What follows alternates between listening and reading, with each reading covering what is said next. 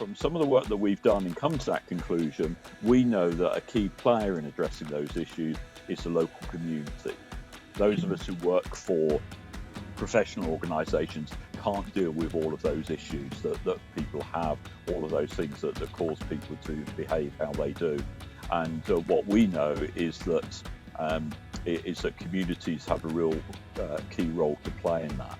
So for us, a reason for commissioning ROC and Deborah and her team to help us with these community conversations is really to try and sort of begin to understand what is it that you as communities see not only as the kind of the issues and concerns, but what is it that you see as the potential solutions?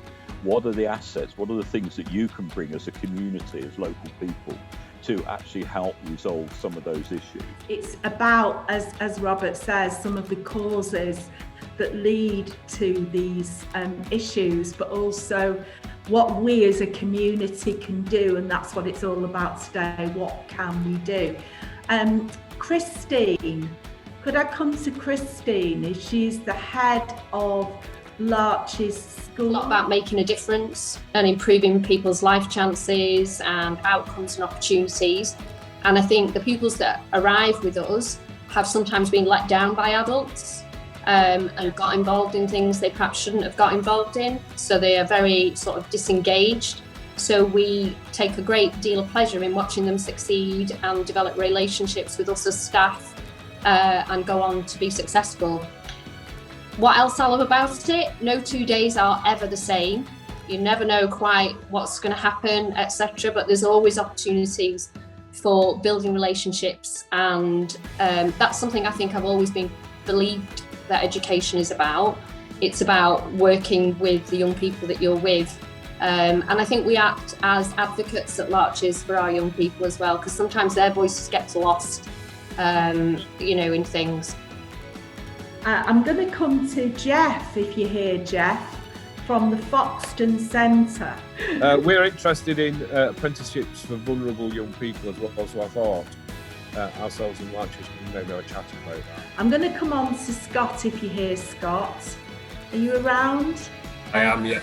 Because you've just been mentioned, and also Jeff did also mention this digital inclusion that you and I have been talking about. It's not an easy problem to solve, but basically there are inequalities around people even having things like laptops, tablets, and the ability to use those.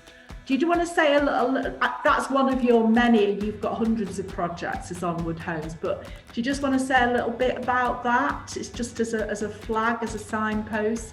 Yeah, absolutely. So we've worked in obviously as the sort of major housing provider in the area, the social investment team and other teams across Onward. We work across several different themes really, our social investment activities, digital inclusion being one, others including like food resilience, youth activities, employment and training, mental health. The digital inclusion is something that obviously it affects, it's a national problem, isn't it? And we've worked with in the locality with a provider called 6G, providing some internet access at the Foxton Centre with a view for the future, for hopefully that might become a bit of a digital hub for people so they can access things like universal credit, pay the council tax, that sort of thing. At the moment, people can self-refer them. So we're doing relationships with young adults that we've got to know during the lockdown as we're doing food banks and responding to other issues that they need, but we're going to be spreading it out more and more. So yeah, it'd be good to chat more. I'm loving the theme of young people that's emerging through this. And obviously Preston Minster, we're right in the centre of lots of these places, and we have an amazing physical a building that we'd love to sort of see more young people accessing. Motivated you to do what you're doing, Byron? Yeah, of course, yeah. So I'm Byron, I'm the Managing Director of the JJ Effect. Acclaimed from the Crown Prosecution Service as most powerful anti-knife crime and child protection presentations in the UK. I'm very proud of that, considering I'm only from Deepdale. But yeah, I witnessed my brother in an ambulance getting stabbed 24 times, and I watched him pretty much die. And then it was like a 1 in a million chance. He survived, changed his life around, became a better person, became a better father to his son. He turned into this amazing person. I remember him saying that he was so scared of getting stabbed again and going through that pain that he changed, and he got a job, and I watched his life change around. And then 2 weeks after his 18th birthday party, he was stabbed in the throat here, in his cardiac, and the blood came through his aorta, so he died in 45 seconds. And he was stabbed approximately 65 times in the space of a year. Then obviously I tried to kill myself numerous times, and life was just hell for a long time. And then eventually I got the opportunity to speak to the BBC about my passion about helping kids. And now I own, as you can see, one of the most powerful presentations in the UK. And I'm just a lad from Deepdale who's turned it around, really. And I run one of Preston's only COVID-19 safe youth clubs. I work with police up and down the country. I do teacher training in Birmingham, London.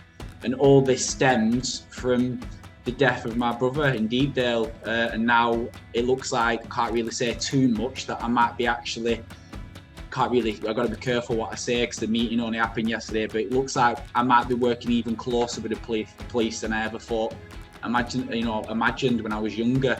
So yeah, that's me really. This is a time now for our feedback. From the street pastors who said if they know there's streets in the area that are really difficult with antisocial behaviour, let them know, and they could go in their patrols around the area.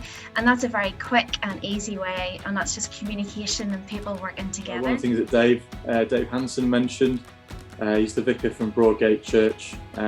Just in terms of an idea for their community, they created a community cookbook as a way of getting local people talking together, putting recipes together, and then actually producing it so that it's something tangible for people to use. And another issue was crossing lines and boundaries, where you've got children from one area that will not go into another area no matter what is there, because that they don't know whether they're going to be safe. What happens next? So the ROC Conversation has 5 component parts, and we've done 3 of them today. We've been celebrating the good things that are going on. Chat was full of good things. We'll send you the report on that. Sharing ideas about what's your perspective on the community, what things are missing, what areas of special need are there that needs to be addressed. Then we've been exploring ways of working together, assets that we have, pooling resources, skill sets, making it sustainable. But there are 2 areas that we've still got yet to do. Summarise, which is what we will do as our team, writing a report based on what you've said with some of our suggestions from groups that are running in other parts of the country, not dissimilar, where they've come up with great ideas like the garden transformation and made it work. And then the last one is action, forming an action group. And this is where you all now come in on chat with Jane. We are going to ask you, would you be prepared to join a multi-agency action group, which we will help to facilitate and get off the ground. I want to thank the people that I spoke to earlier on and everybody for coming to this meeting.